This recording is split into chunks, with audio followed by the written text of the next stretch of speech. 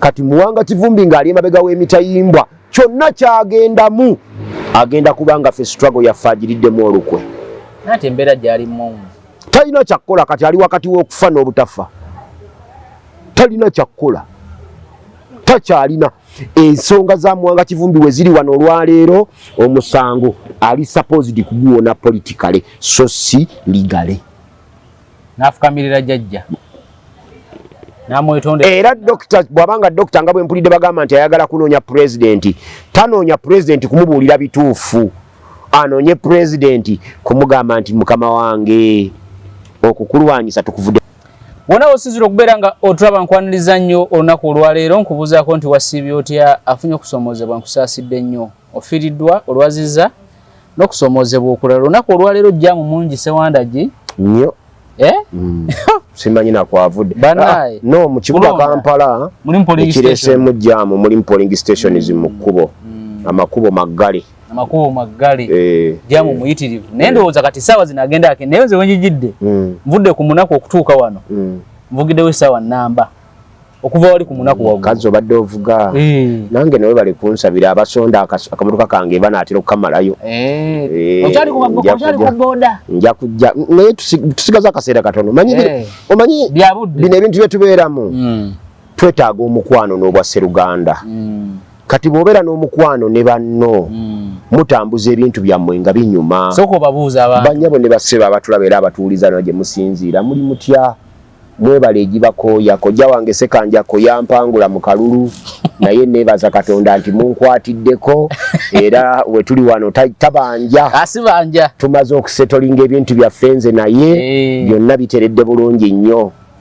Kale waliwo omukwano gwange bamuyita Lwetuta abeera Bungereza yansekerera n'agamba weepika ne weeteeka mu Ssekanjako kakusibe ttaayi okiwulire naye Ssekanjako kojja wange kituufu tusobola n'okukkaanya obukkaanya nti ntabani bireggweraawo ne biggweraawo naye nga mpaka zo kitwa ky'amazima wampangula kojja era sebo kankuyozeeyoze naye olunaku lwajjo nayise bwayise omanyi ngula ennyanya emiyembe obutunda nakina kimbigulawe bwayisaawo nga wakava mu ttaawo bwoti naye abantu bange nabatuuseeko bwayise nga bonna emitima gibali mu bbanga balinganga akanyonyi akabiika muki ng'ekizibu kiri nti babawadde wiiki 2 okuvaawo awo. Erias Lukwago yabadde engabo y'Abannakampala. Kati bannaffe bo beerabira nti bano abasajja ne bwe kuba kwera mu luguudo baagala ayera mu luguudo nga waabwe. Kati ezo ennyanya z'otunda ng'oli awo nga tebakumanyi bulungi era nsaasidde aba bodaboda. Okimanyi nti kati bodaboda kuli bodaboda 10 bodaboda 8 za looni bakozi baabali abagagga bwekiri abalinako ezaabwe bali babiri ate oyo nga yatunda oba alina akabanja keke yatunda oba ki kati ate eyalooni ogivuga emiliyoni 12 nnambo gimalayo. Nyina mukwano gwange pikipiki yali alina okuggwayo ate ne bagibba bino byalabira omupiira agipakinga ku mafuta agenda alaba omupiira. Abaana baŋŋamba pikipiki ya looni bw'oba onaagiwangaaza n'ogibajjako olugifuna betwa givuga ogitwala e Masaka gijjeemu tracking device okomewo babere nga tebakyasobola girondoola naye kyotekwa okukola nti ssente zaabwe ozisasula mu budde todifolotinga kuba bw'odifolotinga ng'ate wagijjamu tracking device wonna we bagikwatirako bepa batwala ntwale. Kati bo bubbi so bannaffe Bannakampala ffe abamu tuli basanyufu. Mwakoze kye mwakoze omulimu gwaffe twagumaze ffe abantu babuulidde kye tuteeka obbagamba. Kati bo beesaliddewo ne balonda balimu ezo kati batandisa ate okaaba oli atugambye nti bannange temutusuubira balimu ezo waffe temumusuubira nti alina kyagenda okukola kubanga minisita wa Kampala simanyi ate kati ye MP wa Kampala Central era n'enkya bagenda kulonda Uhuru addewo nga ye chairman ye meya wa Kampala Central.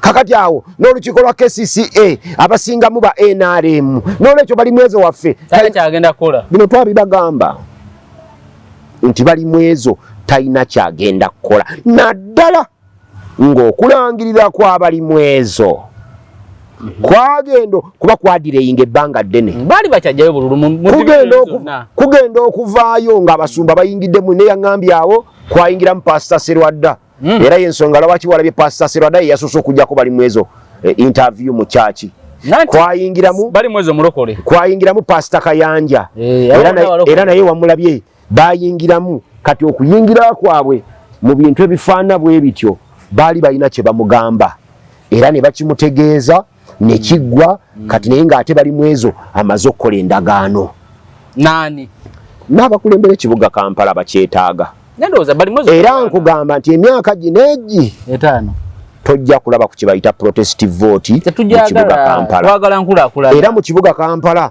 togenda kulaba mu bali mu ezo ng'awakanya omuntu yenna kwebyo n'ebinaabeera mu kibuga Kampala ekyo ffe nyini kye tusinga okwagala mu kibuga Kampala nti bwe kyandibadde naye tukikola ku lwa bulungi bwa ggwanga so si kikola ng'oli under compromise nga bakuseeseetudde okuva w'obadde ne bakukompromisinga kati obuzi obulala bana Kampala bwe bafunye nti bali mu ezo abagagga babadde balwana ne Lukwago ebbanga lyonna babadde mpagi nnene nnyo ku kuwangula kwe ate abagagga jjukira bo babadde bakayanira banaku we babeera abagagga bizinensi ezo ez'ekinaku bo ze beetaaga bafunemu ensimbi kati awo wali obuzibu obw'amaanyi naye ffe gwakuseka ate kuseka kinga mwawanguddwa twakugamba twalina wano kojja wange nga njogera naawe Giwampangula ewowe ekitibwa Medad Lubega Sseggona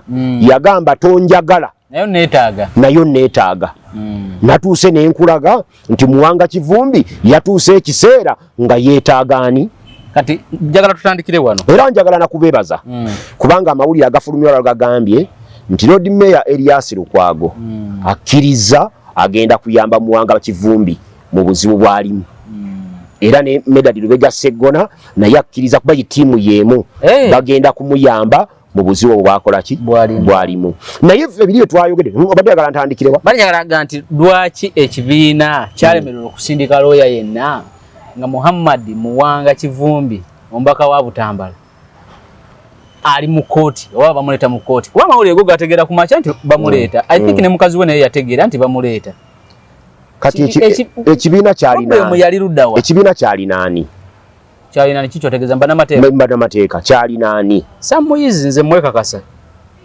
Samuyizi omwekakasa Samuyizi wamulabye nga yabadde mu misango ate egy'okubala obululu e Masaka yabaddeyo gwa Kiruluuta n'abalala gwe yabaddemu kati atasobola kwekutulamu ebiseera biri babadde balonda abantu nga batugamba nti ab'oluzungu tebabeetaaga bwekiri era tebalina kye babaagaza baagala batteke ffe ne tubagamba nti ab'oluzungu ba mugaso nnyo okusinga abatteke nti anti abayivu tebatuyambye ne tubuuza nti babatali bayivu batuyambye eki akubuulira abayivu batuyambye eki akunyumiza Amini naye nga ne ku Amini kitaawe teyaliiwo obanga taatawe ate oba taatawe abadiguli oba taatawe nga kaali kalenzi gato abantu beerabira Amini owa P4 bye yakola Amini yasanga economy ng'eri run by the Europeans abazungu nga baddukanya abayindi nga baddukanya economy Amini yakwata economy yaliebooming ng'eri mikono gy'abayindi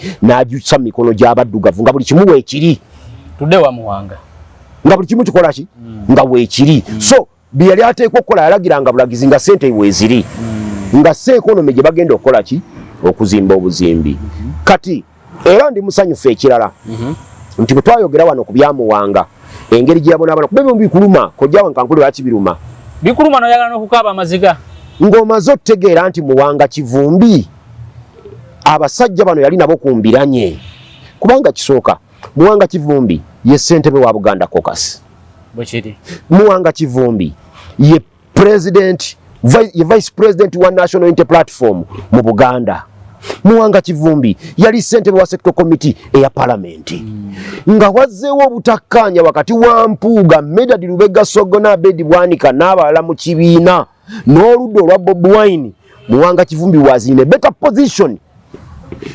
okutuula ne Kyagulanyi ne banne n'abawa direction era n'ababuulira nti bano abasajja mbadde nabo ebbanga ddene bayinza okuba balina ebyabasobyeko naye ku lw'obulungi bwa struggle abasajja bano tubeetaaga. Let us resolve this amicably. Kubanga Mpuuga nga bamugambye nti zaayi kubanga obuzibu bwava ebitaano okufuluma eno ewaffe Mpuuga kumugamba nti ebitaano biseseme. Mpuuga n'agamba sijja zisesema. Kati Mpuuga yatunuulira abamulagira nga bamulagira bulagizi. So Muwanga yakola ensobi obutayimirirawo na yali alina kuyimirirawo wakati n'atabaganya banne. Bano ba Mpuuga ne mwana gwe mbadde ngamba bamuyita Kayemba. Ne mugamba nti omuntu okukolera obwakabaka bwa Buganda ne bwoba revenue collector n'okolako mu bwakabaka bwa Buganda emyaka egi bw'ojjene waffe mu society ya bulijjo weerabanga oli munene kitiibwa ekyamaanyi.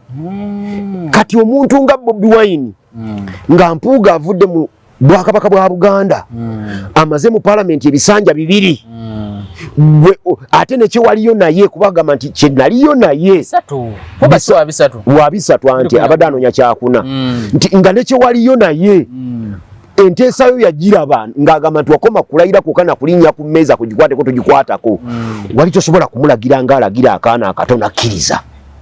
So Muwanga yali asobola okuyimirira wakati mutalo byonna n'obutaba ne Sseggona n'addamu n'afuna n'ettikiti. Ate ng'ojjukira awava emberebe zinza okusinzira ku soosezi zange Muwanga Kivumbi yakirimu okuba Mpuuga era ekikubya Mpuuga si miliyoni 5.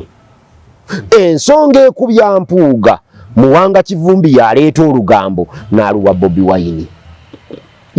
Ng'ayagala akafo ka ye Bobi Wine okuba Mpuuga yamukuba sinzi yali mutuufu 10 ku 10 because bamuwa amawulire amafu gayinza okuba tegaali mafu nga gaali matuufu. Biva ku ttuwa Mpuuga gye yatandika leader opposition n'atandika ttuwa eyeetooloola Buganda. Bano gye baleetera Bobi Wine nti ttuwa eno Mpuuga agigendereramu kumobilizinga bantu agenda okwetooloola Uganda yonna tujje mu delegates conference nga Mpuuga yakusinzayo badelegeeti akwesimbeko ng'asaaga badelegates bamuwa akalulu nga tulina kugondera demokrasi. Awo wava obuzibu bwe lutalo wakati wa Mpuuga si miliyoni 5 si miliyoni eri yali manduso naye abireeta okusinziira ku soosezi zange Muwanga Kivumbi yabireeta era ebyo era Muwanga Kivumbi yali amanyi afuuka loopu Bidambu yateekayo kone kintu kidogo ebyo byali kintu kidogo byose birinaako bukakafu manyinze ebyange nkuwa bye nina ku sources ze neesiga. So yaleeta mu bufunze yaleeta olugambo butereevu kati olugambo afuuka neki ne vice president wa NUP mu Buganda n'alowooza nti ajja kukozesa ekifo ekyo asobole okuddayo mu palamenti Katonda n'ataba ku ludda lwe.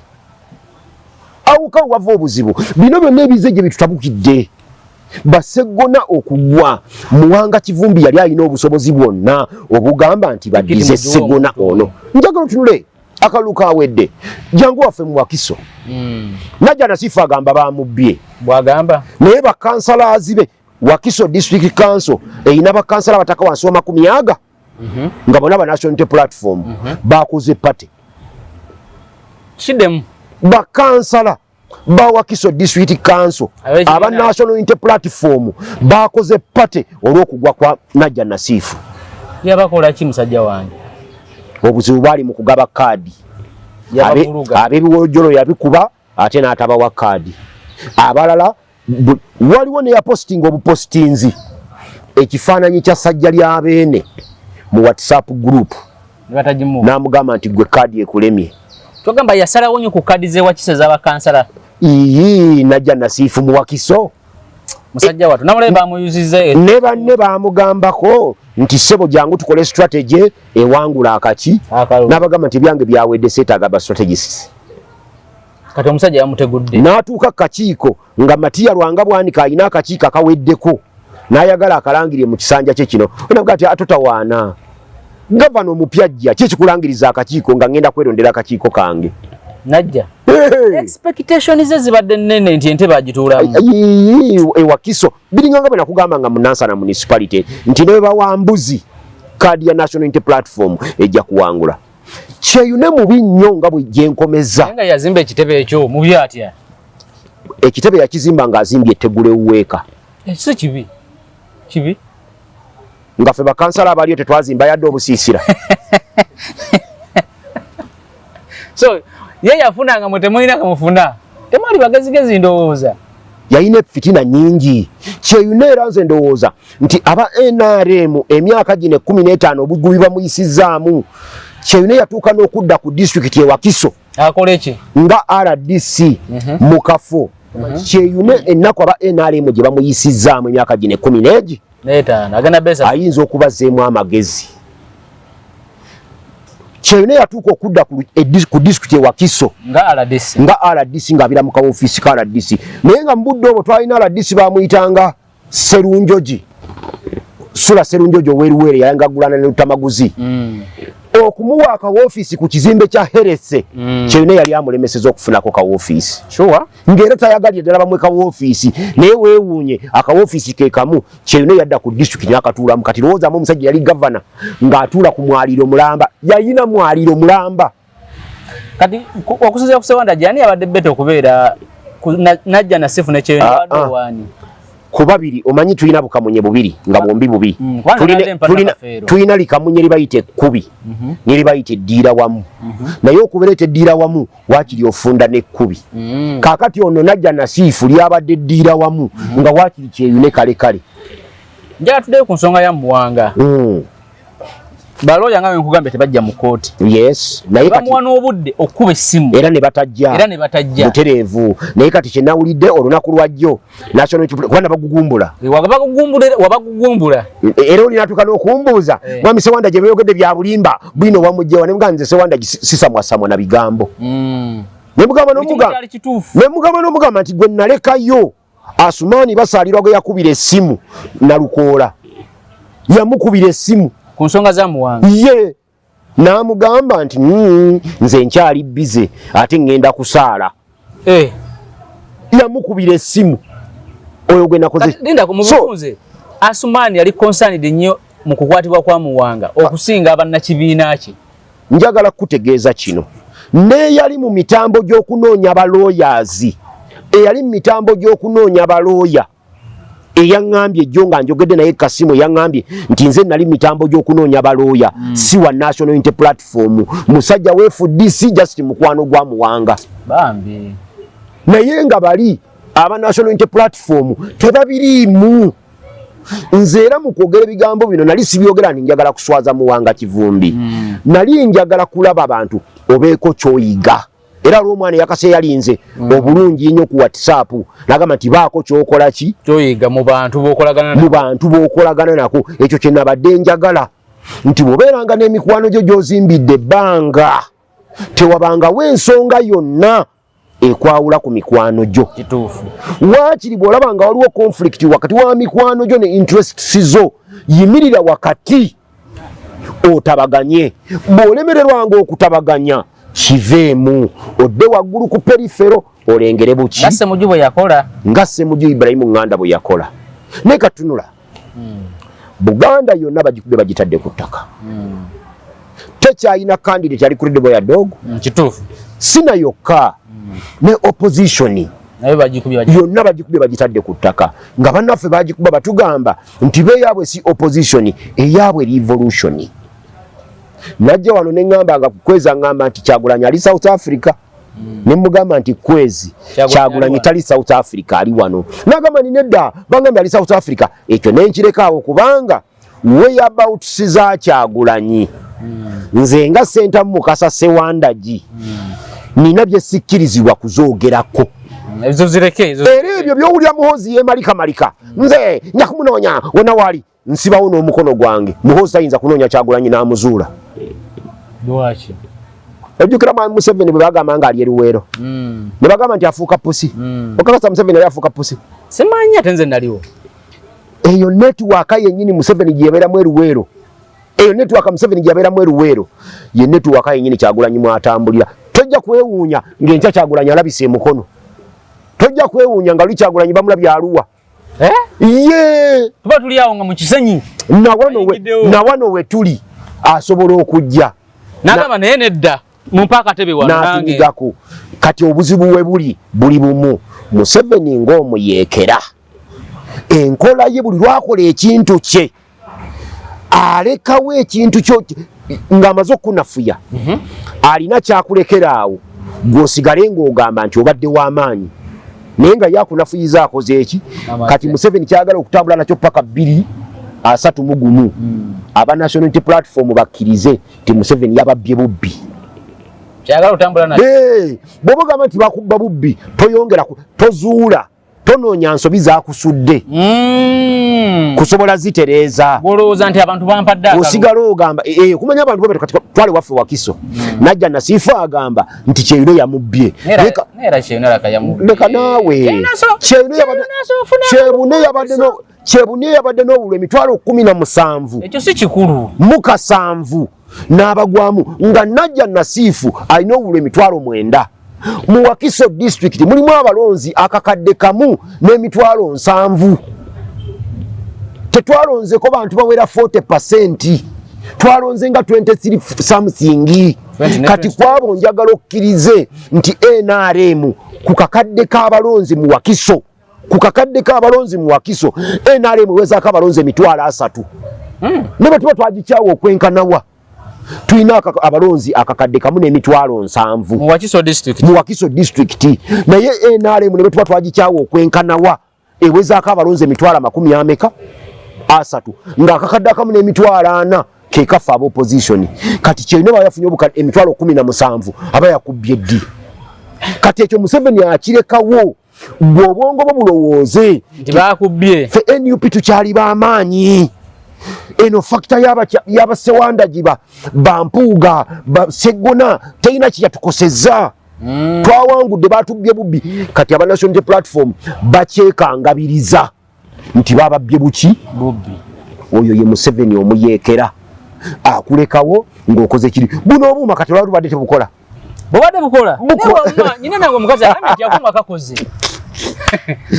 Nakugamba nti ababbi mu NRM bayagala okubbako Museveni sente ne bajja bamulimba nti mu Buganda Museveni yawangula naye aba opposition bayiza amagezi agamubba nga balowooza nti Museveni tajja kubawa sente.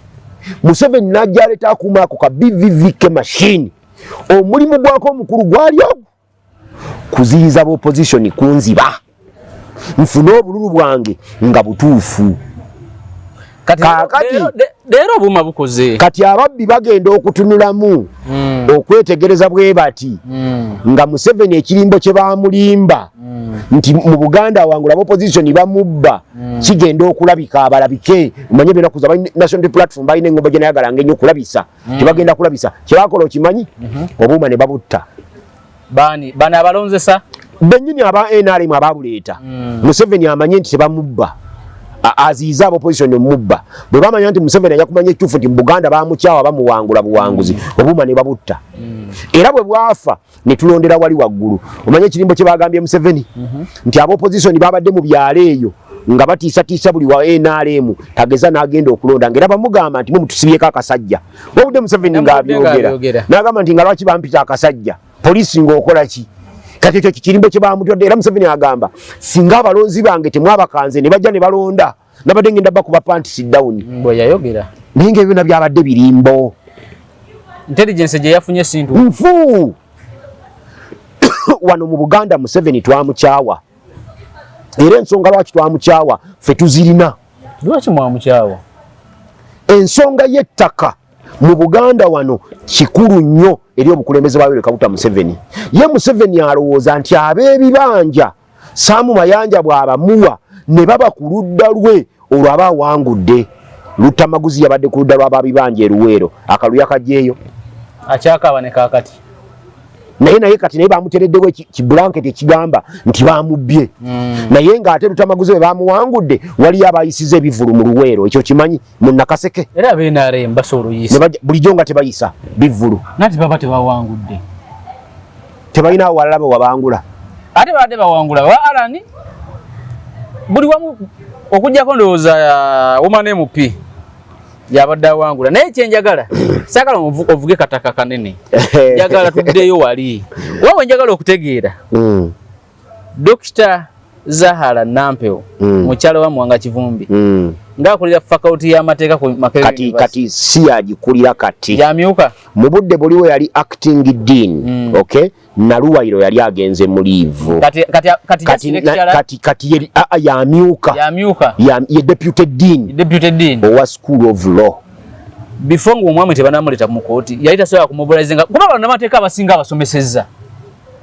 Kakati njagala otunuulira ebintu bibiri osange Dr. Zahara Nampewo ng'ali wakati w'olwazi n'ekifo ekikaluba lwa nsonga Muwanga Kivumbi gwe bakutte mwami we okay naye amuvunaana state misango ate misango gya Naggomola tu Dr. Zahara mukulembeze mu institution ya gavumenti sawa yonna bamuwa obulamuzi. Dr. Zahara atunula nti essaawa yonna asobola okubeeranga ono ogundi gwe balonze Flavian Zeije jukira naye yali musomesa ku university ne bamutwala butereevu ku court of appeal era kwavudde mu myaka gitawera 12 afuuse ssaabalamuzi ne bwe wali badde nga gwe Dr. Zahara bino ebintu naawe olina okubigamba omwami ono omugamba nti wadde oli mwami wange naye emisango egikuvunaanibwa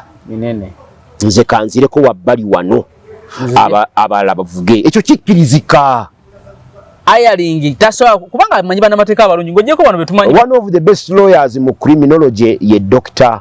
ye Ernest Kalibala musomesa ku school of law yoyo gwola bali musango gwa Kiza Besigye owampanga ndi company advocates musomesa ku university naye kati ekyo tetuyinza kubuuza lwaki kubanga Dr. Zahara okujja ogambe mwami Kalibala nti genda owolereza omukyala omwami wange ng'ate gwe mukama we ku school of law obanga amulagira obulagizi olina okuleeta ssente sebo obanga amulagira obulagizi naye ekibuuzo kyaffe kiri nti kyekiri kituzayo kye nakugamba nti kulyata eribbira tekubaako muwanguzi buli muntu yenna abeera kulyata eribbira abeera naye ng'akola ki ng'agwirako kyova olaba tuba tutambula ku lyato gwe bw'oteekako omugugu gwo otuula ku migugu gyange nze ntuula ku gijjo bwe kyetaagisa okusuula emigugu ogenda okulaba ng'egijjo ngimalira mu nnyanja nogawaye in the end tugenda okudda ng'eryato likomyewo ku ki kati nyina kye nawuliddeko nti Dr. Zahara ayagala kusinkana President Museveni amubuulire what exactly happened kiki ekyo ddala ekituufu ekyatuukawo ndowooza n'amawulire oba information president gy'ataafuna. Kakati kankubuulireko Dr. Zahara babanga eyo yatemputi kati gyako amala biseera abantu bwe bamala okufeedinga President Museveni ne false information bamakinga sure nti baggalira buli luggi lwonna olusobola okuleeta information entuufu awali president ekyo nakikugamba nti abantu bamuwanga Kivumbi tebalumbangako poliisi nga bwe kigambibwa naye balumba abapoliisi oba olumbye poliisi butereevu era gwe bitaputataputa wano naye nze njawula poliisi n'abapoliisi ebyo gwe babitaputa mu ntaputayo kati mu ntaputa eyanga ate yo ndala nze poliisi manyi kiba kizimbe ekiri awo kiteko kubeerako bendera bbiri nakinaki ono omupoliisi ali wano nga ye ne bwazza omusango tumuvunaana nga ye ng'omuntu era nakubula n'engeri gye kyatuukawo abapoliisi abo okusobola okuba nti aba SFC bakuba amasasi nga bano tebamanyi nga balowooza bakyali n'abapoliisi bameka bana naye nga yeggaali Muwanga Kivumbi yagizimba abantu baleke kulowooza tetulina mbiiri yonna ku Muwanga Kivumbi nze ng'omusewandagi nyinza okubanga bwe mwakola popular resistance against life presidency era nze ndowooza nti espiriti y'emu mukwano gwa Fasumani basaalirwa gye yajjiddemu okutaasa Muwanga Kivumbi era nze ndowooza ye spiriti y'emu amawulire mwe gatugambidde olwaleero nti kojja wange Erias Lukwago yakkiriza okuyamba Muwanga Kivumbi naye yakkiriza kati naye bakkiriza okumuyamba nga bamaze okukkiriza nti kubanga kuli lwamufulopingako therefore Muwanga Kivumbi abitegeera kati yakomyewo mu senseezi ze nti akuwaga okulinnya bwe gwakuyita kadduwa nnema okitegeera era akusigula takugula tudeka tukuba abakazi ye bwadda yakuba migogo yatema emiranga nga goli ku mukazi wo okuba mumala kwawuka n'enkeera n'olabanga owuwe teyanobye ng'ate owuwo yakoze eki yagenze kati Muwanga Kivumbi amaze okutegeera nti aba National Unity Platform ababadde omanyi National Unity Platform erimu abantu basatu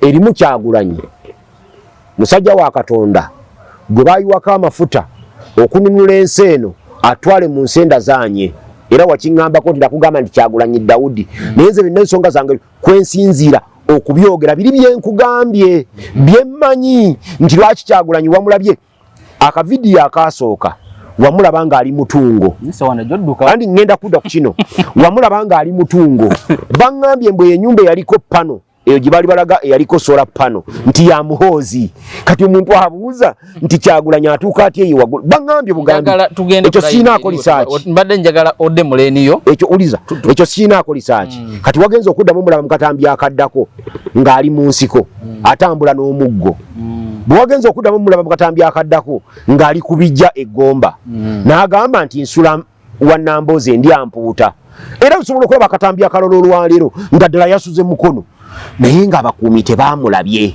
ne Museveni bw'atyo bwe yatambulanga ng'abakuumi tebamulaba kati bw'ova eyo n'odda mu kino nti erimu abantu basatu Kyagulanyi aliwe yekka kati bw'ova ku Kyagulanyi wakati awo waliwo abakozi nga bo bakolera National Resistance Movement naye nga baliwa nga bali mu National Unity Platform era nga bo bali ku mwanje nyo be basalawo oyo Sseggona tajja kufuna kaadi oyo Lukwago agende tutekewo bali mwezo oyo Sseggona aveeyo tufune sente za iPod oli Mathias Mpuuga agende kwayagala kino ekifo kyaffe abo we bali wakati awo then kati wansi eriyo abalonzi bo obwongo bwabwe batugambye buli awali ambulera tiikinga bo bamala gatiikinga ffa oba waliwo mbuzi oba waliwo nte ne batiikinga kati bamaze okutiikinga bali bwenkugambye bensanze bwayiise bamaze okutiikinga kati ku ssaawa eno balaajana batuwadde wiiki nga ku nguudo z'omu Kampala tuvuddeko kati nsaasidde ababoodaboda abo omanyi nti abalemeza mu Kampala yali Lukwago abo baleki kati nsaasidde abatakisi omanyi takisi zaali zirinako mabweru wa Kampala nti yaziremesa okujja mu kibuga Lukwago bonna balonze bali mwezo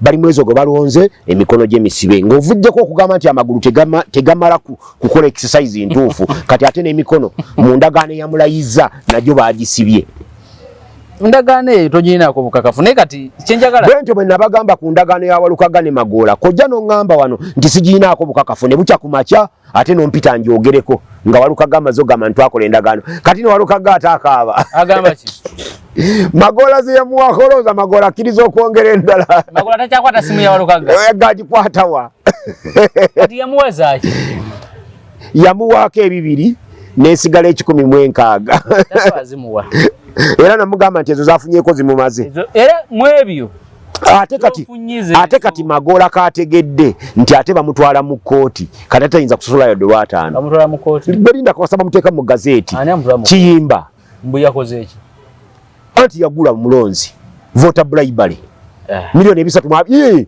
yagula wetaaga kuprovinga mulonzi ne bw'aboogu yagula Walukaga ne bakola n'endagaano nga Walukaga mulonzi amuwa obuwanguzi bwe yawangule yagulirira Kiyimba alinze maago kugenda bugenzi mu gazeeti alumbe kooti butereevu ng'asaba anti-players aba NRM ozimanyi Kasule Sebunya yagisabako ewaffe ng'ali mu kyakusatu n'agisaba n'ekola ne bamulangirira abalamuzi kyembadde nsaba bambi muyambe Magoola oyo baguze bataguze mumuleke nina ne mukwano gwange Salamanda nabalabe ng'ayogera ku musango gwa gundi ono ono yawaabye Robert yani mubadde besimbyewo eyawaabye omusango presidential election petition Robert Kasibante ng'agamba nti omusango gwa Kasibante ogwo ekyagugendereddwamu alabanga dikoyi okulemesa abalala okuwaaba emisango mukwano gwange Salamanda oli mukwano gwange naye ekyo si kituufu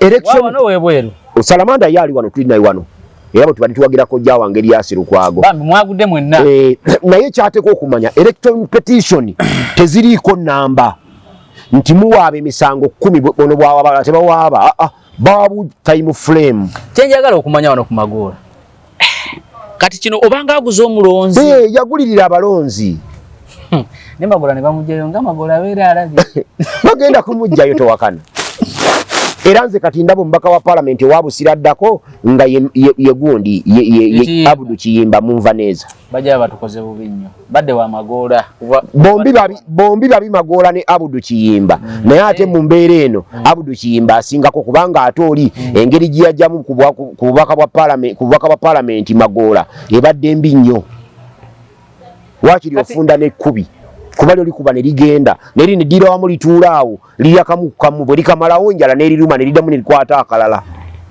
Magola agenda baba bamukoze bubi nnyo Sewandagi njatudde wa Muwanga kyekitaasa Muwanga wetwogerera bino mateeka uteesa olwaleero Muwanga Kivumbi ne bw'anaafuna ligo ttiimu eyaba Elias Lukwago tegenda kumujja mu byatuuseemu waali wano ekimujja mu buzibu buno bwonna bwalimu bya bufuzi naye ebyobufuzi nga bimujja mu bino mu buzibu bwalimu ffe abaagala Museveni ave mu buyinza ffe nga abalwadde ne Muwanga Kivumbi abadde balwana naye okuva kuba ffe twasooka okugamba mu 2020 nti Museveni byonna byakola ayagala kulembera eggwanga lino paka lwalifa era ne tukola ekibiina kyaffe popular resistance against life presidency nga twagala okumobilizinga bannayuganda balwanyise omuntu otufuga paka lwalikola ki lwalifa kati Muwanga Kivumbi ng'ali emabega w'emitayimbwa kyonna kyagendamu agenda kubanga ffe struggle yaffe agiriddemu olukwe ate embeera gy'alimu talina kyakkola kati ali wakati w'okufa n'obutafa talina kyakkola takyalina ensonga za Muwanga Kivumbi we ziri wano olwaleero omusango ali supposed kuguwona politically so si legally nafukamirira jjajja era dokita bwabanga dokita nga bwe mpulidde bagamba nti ayagala kunoonya pulezidenti tanoonya pulezidenti kumubuulira bituufu anoonye pulezidenti kumugamba nti mukama wange okukulwanyisa tukuvuddemu kati awo atusse twagamba nti Yoweri Kaguta Museveni ye nannyini project gye bayita 50-year master plan 50-year master plan erina akaana bakayita Muhozi project ng'akaana ako Muhozi project ke kagenda okuzaala project ey'okubiri gye bayita Bahima Century Dynasty egenda tukulembera emyaka 10 wano mu Uganda ataano gatandika bwegata balowooza Nabuyisa asaaga Nabuyisa bagamba ne bagamba nti akawandiiko ka Nabuyisa ngera bino bwe nabyogedde ebyo byabadde bya bulimba sosesi z'onfu ne Nabuyisa bwe bamugamba bw'osoma 50-year master plan olwaleero byonna ebyali bijoogerwako mu projekiti eyo kati bakabituukiriza ebitundu 97 ku buli 100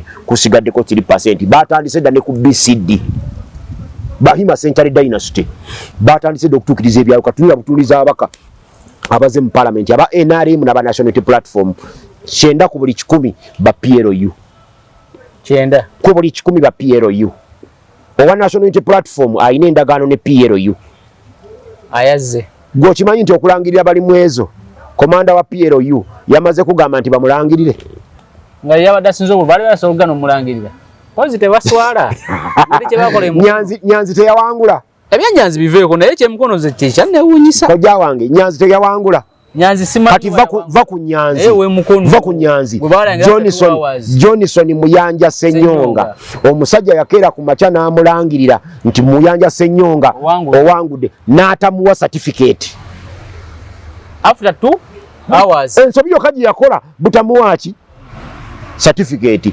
after 2 hours n'addamu naye era bwe yali alangirira ate era byamusobako n'ayogera linnya lya Johnson Muyanja Ssenyonga kyokka certificate n'agiwa wa NRM mu Lukoya Mukome kakati akukaba kakiko kabya kulonda ki ebyo bibayita ebyempuna kakati bwe oyagala noonya ab'emityana bakansala kulonda kola ku government va kuli okwa parliament kati okwazeeko okwaddako ku Lwokuna lwa wiiki ewedde bakansala ba district omwana yabakola bw'ati yabeeranga ku polling station jjukira ku polling station kuliko kye bayita checklist ekubula biki bye bakuwadde mulimu ekigambo nti tukuwadde pennies 6 bulu presiding officer najja ne peni nga ya black.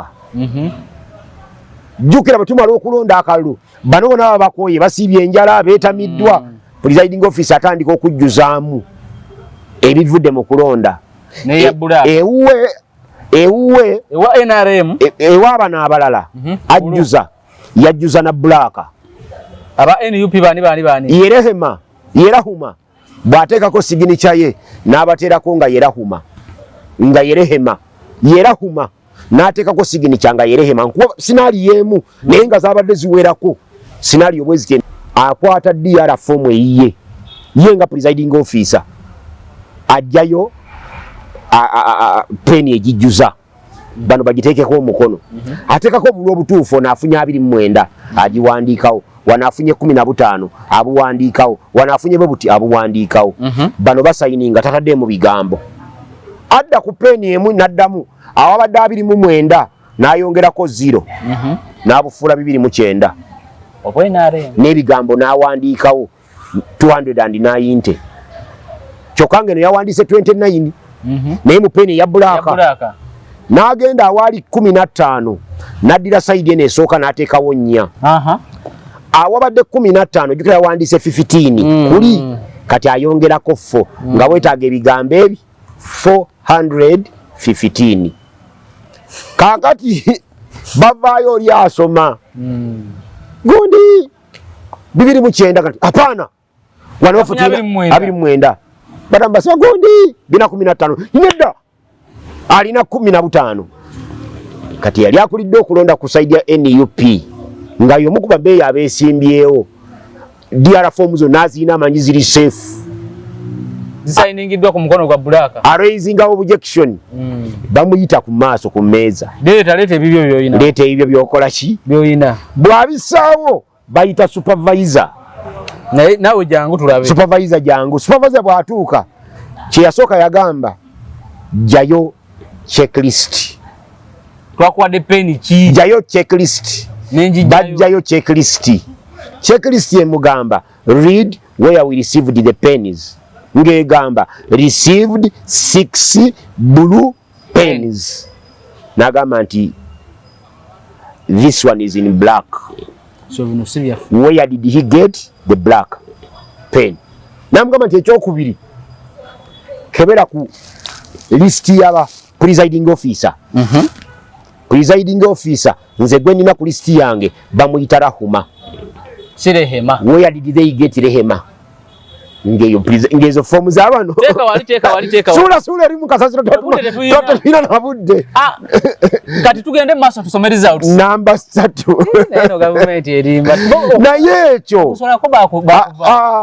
ekyo bakikukolera bakikulage obwongo bwo busigale nga bwematiza nti bakubye oleke kudda mabega ku drawing board kumanya kiki ekyakusudde bwe twali badde olwaliro mu bisenge by'amakolero aba National Unity Platform think tank zaabwe zonna zaali badde zitudde nga zikkiriza nti ffe nga aba National Unity Platform okulwanagana ne bannaffe abalala mu opposition yali nsobi nnene tugitereeza tutya by now twali tutandika ku working up reconciliations naye abaka baabwe bonna aba parliament ne basentebe ba district abayiseemu ne bakansalazi bonna abayiseemu kwabo bakansalazi ku buli bakansala 10 boolaba abataano balina endagaano ne NRM tetwekanga ne steholo speaker wa NRM obadde osubira speaker okuba wa National Unity Platform nakyo nyinza lwakuba buli lwonsi bondya kati nkutya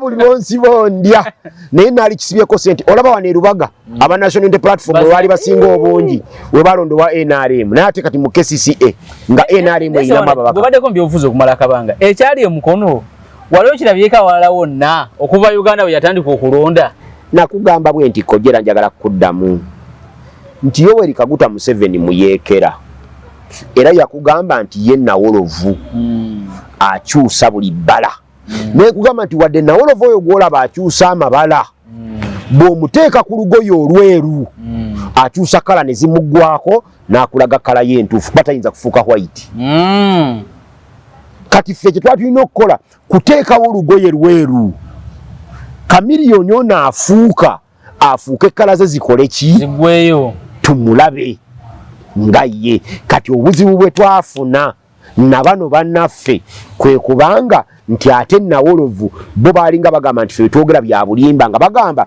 nga bo balwana bifo byaffe.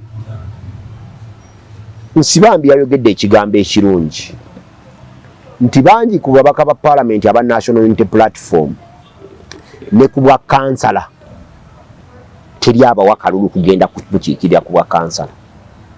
Kati Parliament gifuulira kukola ki? Bawa kibiina be balonda bwe yesimbawo yekka. Kati kankubuulireko Najja Nasifu gwe babadde baagala okuwa Wakiso district, governor wa district ye Wakiso tayinza kuwangula bakyamani bwero siwane na Kisanja. Asula na Kisanja? Mu kyalo bakiyita Wabitembe. Toyinza musimbawo na Joyce Saka omukazi. Abantu ne bagamba nti katulonde Najja Nasifu tulekewo Joyce Saka tekisoboka. So abantu balonda kibiina kya NUP. Bo bannaffe kasita baamanya nti omuntu bwagamba nti National Unity Platform buli alambulira kola ki tikinga bo ne bakozesa ne batambulira ku masanyalaze ga Kyagulanyi. Nabo Kyagulanyi baali bamunoonyaako masanyalaze gokka gabawanguza. That's why buli yawangula Najja Nasifu wamulaba bwe babba Kyagulanyi walabako Najja Nasifu nga yekalakaasa. Wamulabako ng'agamba nti Kyagulanyi bamubye Wakiso. Kaberutta Maguzi naye bwe balangiridde Kyeyune twagenza okuwunzika nga tali bwerere nga n'empale evuddemu alwanira buwanguzi bwe naye nga bamusinza obulwe emitwalo 9.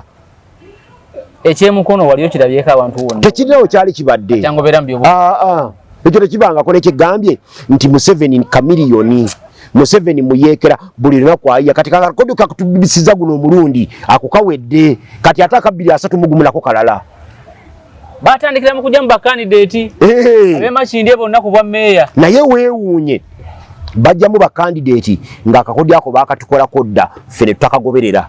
Omusajja oyo meeya w'e Makindye abadde kansala yali kansala sebaakiika si chairman wa kyalo kati chairman Kwero Siwanu naye yaliko nga kansala akiika kati ku bwa kansala bwe era bamuvuganya bonna yabajjamu bwatyo n'ayita wana opposite kati bano ne bakyerabira nti akikola.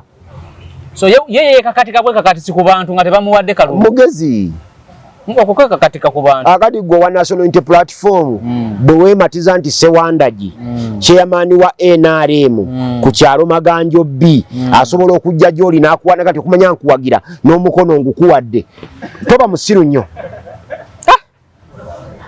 Era chairman yatuza lukiiko n'agamba ndinzo wa NRM nyinza oterako wa National Unity Platform omukono nenje kyamazima chairman yagussaako olusagala yagumuwa lusagala n'atakitegeera nti bamuteze ekapa mu kutiya bwato n'avaamu musajja wange Lusagala Bosco omusajja n'ayita wana opposite bogu era n'akakaabo we Ivan ke yakola senga Bulola yali akakoze abo bonna babaali bagenzi. Bulola yagamba nti ye akalulu bwe yatuuka ne bamugamba tolwana na munno oyo mwana wa maka talwana na Ssenyonyi yali ku TV we yabyogerera mwana weeka naye taata yamuzaala ku muliraano era bwe musanga oyo muganda wo kyeyapatawukana nti yasola mugali amaka amamyufu mugayi era Bulola n'akola bwati kubanga atala kuba mwana we waka bwewe yali tamuwona ate tabala kuba mwana weeka babadde tebamulangirira mukano bwe kiri. So omwana oweeka n'asaddaaka Nyanzi Nyanzi n'agenda Nyanzi agenda kikola atya. So simanyi oba ensonga ya tugitambudde ensonga tugambe nti ensonga ya Muwanga Kivumbi wali kati olwaleero waliwo yangambye nti mukyala wa Muwanga ne bw'anaagenda n'afukamira President Museveni tasinga kumanya President Museveni nga Winnie Byanyima. Yes. Nti kati ekyo nakyo kiyinza obutakola anti abantu batamanyi Winnie Byanyima si mukwano gwa Museveni. Winnie Byanyima yali mukyala wa Museveni wa President Museveni bakulira mu maka gamu ng'abaana nga ba mukwano ne bagenda mu nsiko ne baagalana ne bavaayo ne baawukana bwawukanyi kati olaba Winnie Byanyima alemu okutaasa Besigye. Dr. Nampe wasobola okutaasa tasobola kubanga kino ekya Besigye ne Museveni Besigye yennyini yateekwa okuvaayo n'agamba Museveni nti kino kati ate Besigye ye ng'omuyeekera naye agamba oba nzita Muwanga tagane mu mbeera ya Sseggirinya ey'okubugamba ne Ssewanyana nti mwafulumye mutya singa Katonda amuyamba n'afuluma kubanga wajjukira questions ezaaliwo kati obuzu naye bijja kwanguwa kuba kati luli Mpuuga yali ateesa ng'ava bweru kati asobola okuteeseza Muwanga omwangu ennyo Joel Ssenyonyi ate mwana w'eka okusinziira ku Bulola mwana wa waka kati ekyo kyokka it's only politics that can save Muwanga Kivumbi but not the law. Yes, bannamateeka bajje bakoleko kye bakozeeko but Muwanga alina ofukamira gwabadde ayogerera ebigambo ebisongovu. Nalabye omulamuzi mu musango ndooza gwabadde gwa Kiruluuta ne Sempijja. Sempijja ayagala ki? Yagamba nti akaluba litalingi sina likawunti kubanga akalu anti yagatta ebibye n'akugamba nti ye yawangula akalulu obulwa 10 mukubala kuba alina ne wagamba double talingi nti ono yali afunye 15,000 baddamu ne babugatta omulundi ogwokubiri ne bamuwa 3 mu kifo kyo15 kati bw'omuggyako 3 bw'omuggyako 15,000 bamuwa ogwokubiri ng'asinze 2,000 abali mu ebi kati n'omuggyako obulala abaana Sempijja byagenda okukyalira ku ssomero naye abaana bamuyizi bagenze ne bajjayo amateeka ne balaga omulamuzi nga Chief Magistrate Court gyayogerako ey'ekalungu nga teriiyo naye omulamuzi n'agamba nti wadde ebyo nanzikkaanya nabyo nti tebiriiyo naye omusango baguwaaba mu kooti bana abasajja tebakyaswala kati byebakola byonna waliwo omulamuzi nga Museveni si yamulonda wano lwali olina gw'omanyi nti oyo omulamuzi nga Museveni si yamulonda Sempijja okugyako okugenda mu depression kubanga ye muwala we naye baakamukuba okimanyi bulungi Namere yagambye naye alinda gazeeti kasitaba gazeeti nga agenda mu kooti omuntu wa NRM bwakutwalanga mu kooti obanga mwegendereza kisinziira yes abawa NRM waliwo tita abaana b'omu nnyumba abaana b'ewaka nga waliwo omukulu nga mwenna mulina kwambala suuti za bbulaaka Namere abakuba mwana w'ewaka okusinziira ku maanyi ge yateekawo baali basobola omulangirira naye ensobi gye yakola ey'okuwagira Kalangwa mu kalulu ka Seeke kati ne bwagenda mu kooti ayinza obutafuna kituufu ayinza obutajjaayo kirungi Namere yawagira Kalangwa ate Kalangwa ne bamuwangula ani awangula Kalangwa Kasolo nga Kasolo ate asalawo nnyo mu Masaka bakazi baagala ki onalebaluna jukira ne Kalangwa yateekawo embeera ekayunga bamulangirire balangirire muwala we naye n'ebigaana abiganyisa Aida Nantaba Aida Elios n'agamba waki siwangudde naye kusinziira ku byennyina Nakwedde atuwangudde era muyozaayoza kati ne basowala ne balangirira Nakwedde muwala wa Kalangwa Nakwedde ayogeyoge mukazi wa Katonda ne bamubaka lwe mirundi 3 Nakwedde yeetaaga okubeera ku baka ba Parliament ebisanja ebi nga 5 kuba bamubaka luka chairman LC 5 nga President Museveni yagambye nti NRM bwetagamba nti yes nebozi na amazina n'osulawo bikambuze Nakwedde alina omwami nsaze Nakwedde badde osobola omuyingiramu mbadde ndowooza nti alina mwami tutandikirawo enfaanana okujjako ngeri gyagenda ofuna mu ssente tutandikira omuntu alina ssente kifo kito kifansalira Nakwedde naye yeetaaga ebisanja nga 3 oba 5 kubanga bamubba emirundi 3 nnyo bamubbye nnyo nkugambye Nantaba yejjeeredde kubanga Nantaba yasooka okubba Nakwedde ya kituufu Nantaba yabba Nakwedde akasooka n'alyoka ajje wa muwonge n'amubbaako okubiri kati kano kabadde kakusatu kubanga Nantaba yagambye muwala wa Kalangwa otufuga kubanga balina embiranye zaabwe ziriyo Kalangwa mubbi wa ttaka muwala wa Kalangwa otufuga era muwala wa Kalangwa si yali badde afuga Kalangwa yali badde afuga ekyo teko kimanya kati Namere naye message yakola yeeyo yandibadde kati mbaka wa Parliament omulonde owa Masaka City nga gundi oli taliiko Nalubowa nga siye mubaka naye omubaka bamuyita Nalubowa wa NUP talina n'amumanyi kyokka Namere naye okimanyi nti era incumbent abaddeko Muwanga Kivumbi ye yamusuula incumbent abaddeko yono we NUP Juliet Kakande ate yamusuula anti ye yamusuula yakugamba nti ffe tusoose okusuula n'abebitibwa tusudde abawerako twasuula John Kawanga ne tudda ne tusuula noono John Kawanga Mpuuga gwadde na mu bigere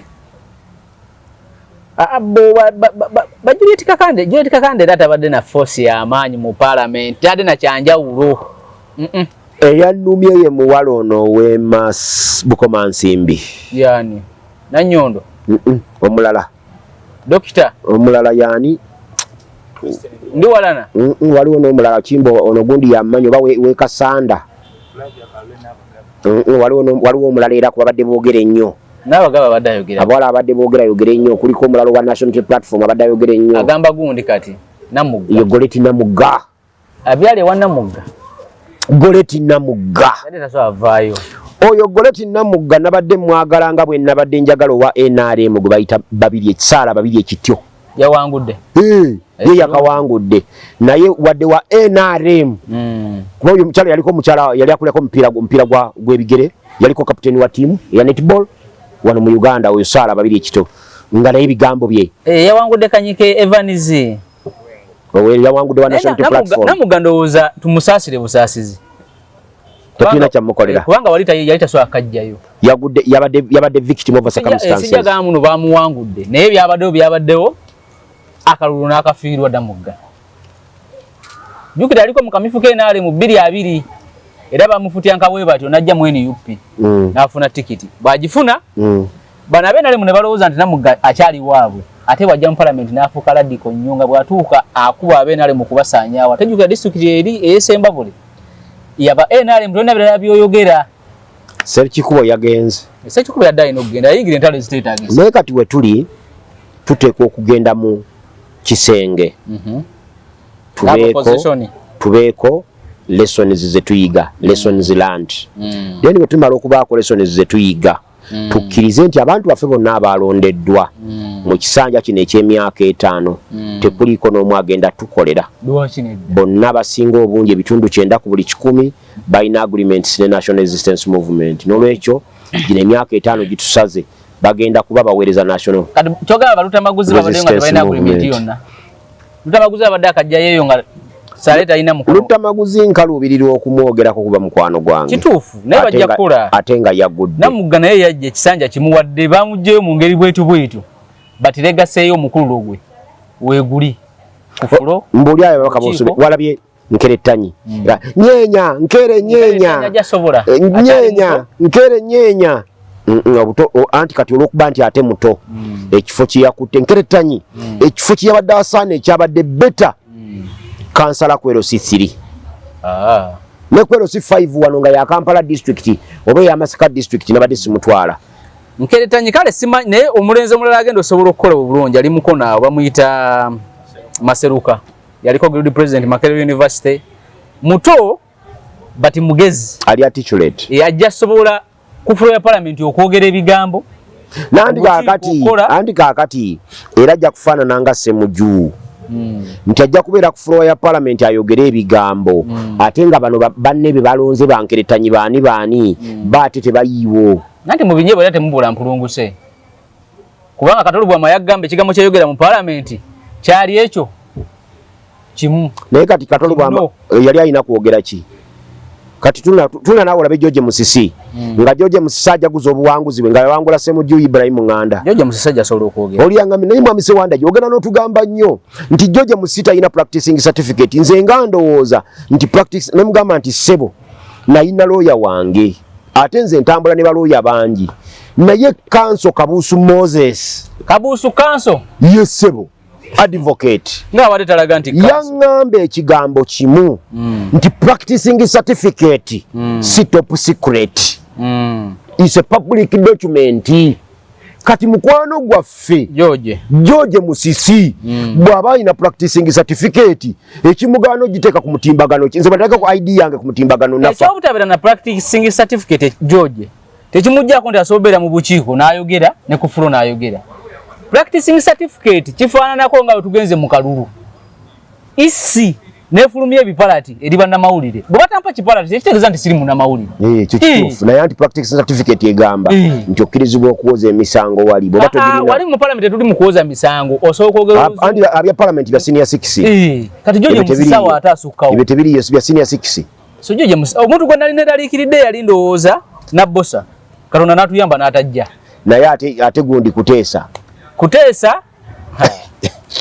ate mulya nyama mulya nyama muleke ye vimba mulya nyama vimba nyiga mulya nyama nyiga oyo kati ngabo bano baluyirika basologezaagezaako n'ayogera ewaffe okitegeera so ndowooza palamenti tewali bukugu bw'amaanyi ebintu Ssemujju mu mboozi ya Gangwe Museveni NBS yagikola 2 yanyumya nti bo mu kujja mu palamenti balabanga bano abaliwo bye bakola si byanjawulo nnyo nga nabo basobola obikola tekyetaagisa muntu kuva mu ggulu okugenda ku palamenti n'agaba naye omuyaga gwakubiye waffe ebigambo bino ndwawo bikkiriza twala eri nalango byogera ku Ssemujju ate nze gwe mbadde mpagira jojo musisi yatukuba kojjawo nkumanyi era wali yagala n'okunsibako ku ssente era waŋŋamba nti ne George Musisi kyali kimu ku bibimba ebyategula nga Mani bwe yagenze n'etegula Arsenal nga Mani eriko emitwalo Mani baddeko emitwalo 6 yabaddeko 6 nga Arsenal eriko gumu 2 nange bibimba sebo nabiyizo bibala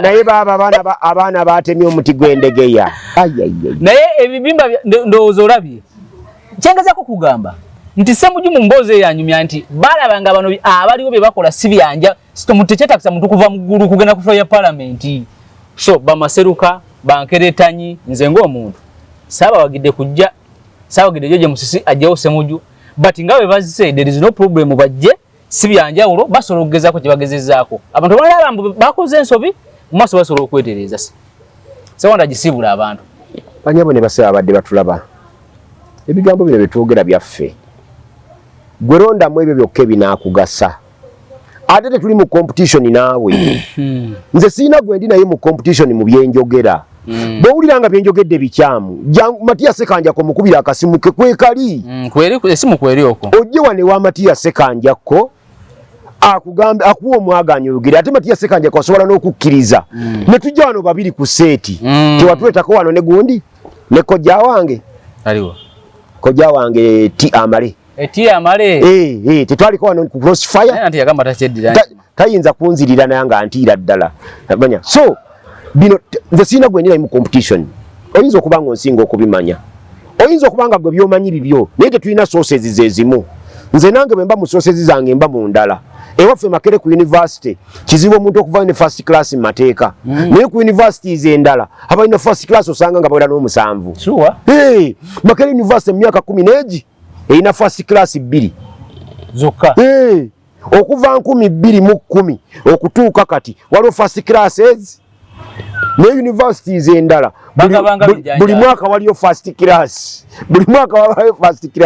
kati ffe era kyatwala okusoma Makerere kwewala bagamba Sewanda gitalina magezi gasoma manye batubagala nnyo okunyooma talina magezi gasoma amateeka bamubbira ebigezo kati bwe tubeere Makerere oba munyago oyo toyinza kumubuusabuusa kubanga yatuukira Makerere naye senga yali yasomera mu university zine yangamba nze ndi munnamateeka yasomera si ku university Makerere University era nange nyina omwana yabadde alina wa apply nze ne mugamba nedda ajje Makerere saamusirise Makerere namugamba egenda ku university eri endala ampe emitwalo 6 nzije mu coaching atule pre-entries ajja kuziyita za Apple atayagala Makerere ye atyayo si wangu era si wangu naye banyabo ne basaba tetulina gwe competinga naye ate oli mu kusibula Sewanda tetulina gwe tuwalana bino tubyogera ku lwa bulungi bwa ggwanga lyaffe nze ebigambo bino byonna byenzize njogera ebbanga lyonna mbyogera ku lwa bulungi bwa ggwanga lyaffe era nnumwa ku byendaba kati ebiri ku Kyagulanyi naye nze mmanyi era nze bw'ogamba nze kati n'oŋŋamba nkunoonyeze Kyagulanyi kati empewo ze wa muze akazaakule si bya mpewo naye bw'oŋŋamba mukunoonyeze munoonya naye sikisobola wonna ye wasomye namba yo bannaye 0702 43 88 bannange Ssekanjakko yeko jange twamumaliriza naye tulinayo abaana ab'okuweerera batandikanga 10 abaana batandikanga 10 twagala obukadde 2 n'emitwalo egigwamu obukadde 2 n'emitwalo nga 15 sisabiriza abantu nze sikusaba atayagala kumpa tompa omukisa guli eri oyo agaba so saafuna sirina gwe nkaka kumpa era bw'owuliranga sente toyina sente zizo tejja sikukakasisa ba mu nsawo yo naye nze nsaba ow'omutima omulungi nzikuddiza nga bwe lwetta nazimuddiza 5,000 bamuyita Lwetutte abeera Bungereza atuwadde 2,000 yagiwani mu 10 yagiwa Kabuusu Moses nga nze ngudde ku accident tulina okumanya abantu baffe babi kojja Sekanjakko Sewanda gyagudde ku accident abantu bategedde nti omusajja abadde afudde abantu bekozemu omulimu mu kagrupu kabakayita Buganda Think Tank munaffe katumusondere sente n'okwata emitwalo jeji n'ogikunda tewali agikusabye ate n'ogimulangira n'ogisindikira Kabuusu ku simu ye n'otandika okulangira Sewandagi nga sente yazimpa 2,000 mwago emyaka wazimudizadde mwaka guno guwedde guno 2026 emyaka 5 nga akameseji akyakate bekojja wampa lisente luli wampereza 5,000 oyina simu oyina message ku simu yongo pe 5,000 naye ono Lwetutte ali e Bungereza sente ze yawanga taziwadde nange message akyagiterese nenzikwata nengamati Sewandagi nyoko zayo sente zo Sewandagi tugenda koma wano olwaleero naye abatuweereza obuyambi 0702 43 88 52 tetulina gwe tukaka kutuwa sente akuume ayagala yatuwa